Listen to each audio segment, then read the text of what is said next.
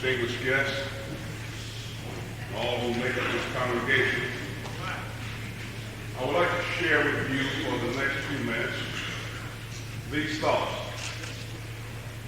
Thinking with discernment. The word means to see, to understand, to recognize. There is a Persian proverb which says, "He who knows not and knows not that he knows not is a fool." Sean here. He who knows not and knows that he knows not is a child. Teach him. He who knows and knows not that he knows is asleep. Wake him.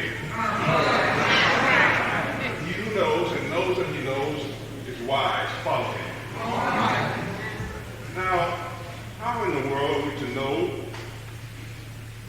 whom to shun, to teach, to awaken, or to follow? What is it that gives character? Or what is it that gives us the ability to detect and identify the real truth? To see beneath the surface, to correctly size up the situation, to read between the lines. The word is discernment. But before I get to that, let me say this. All four types that I just mentioned can be found anywhere, even in a church. They don't wear badges, nor do they introduce themselves accordingly. Well, you've never had anybody walk up to you and say, and shake your hand and say, "Hi, my name is Uvern, I'm a fool." Well, chances are good that's the last thing he wants you to discover, is that he knows not that he knows not. But for a biblical understanding of the word, let's take a look at 1 Kings chapter 3, verse 5. "For God appeared to Solomon in a dream by night, and God said, 'Ask what I shall give thee.' Verse 9, the king responded, 'Give therefore thy servant an understanding heart, that I may judge thy people, that I may discern between good and evil.' And this pleased the Lord, that Solomon had asked this thing, and had not asked selfishly, that is, something for himself. So God said, 'Lo, I have given thee a wise and understanding heart.'" Paul also informs us about this matter of discernment. He says that it's a mark of maturity. He also says that it's one of the characteristics that is given to those who have reached spirituality, growth of spirituality.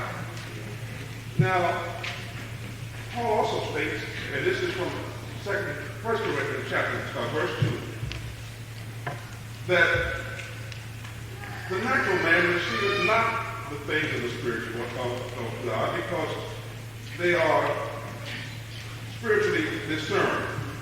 And I probably didn't quote that way. If you got your Bible out, don't hold me to that, okay? Anyhow, if you take a look at Luke, the 12th chapter, now Jesus had some very harsh words to say about discernment, because now those people he was talking about at that time, they had the ability, or they thought, to be able to discern the clouds. If they came out of the west, they would say, "Tomorrow there will be rain." And if there was a south wind that blew, they said that there would be heat that followed. And all of this was true. But now verse 56, he told them, he said, "Ye hypocrites, you can discern the spaces of the sky and of the earth. But how is it that you do not discern this time?" What he meant was that time in which he was talking. You see, they didn't recognize, remember the word? They didn't recognize the importance of his presence, or the seriousness of rejecting him. So how does one get discernment? How does one think with discernment? There are 3 steps. 1, go to your knees. James 1:5 promises wisdom to those who ask. Secondly, go go to the Word. Psalms 119, 98 to 100 gives insight. Thirdly, go to the wise. You see, discernment is better taught than taught. Now, all may apply, even those who think they know it all, and know not.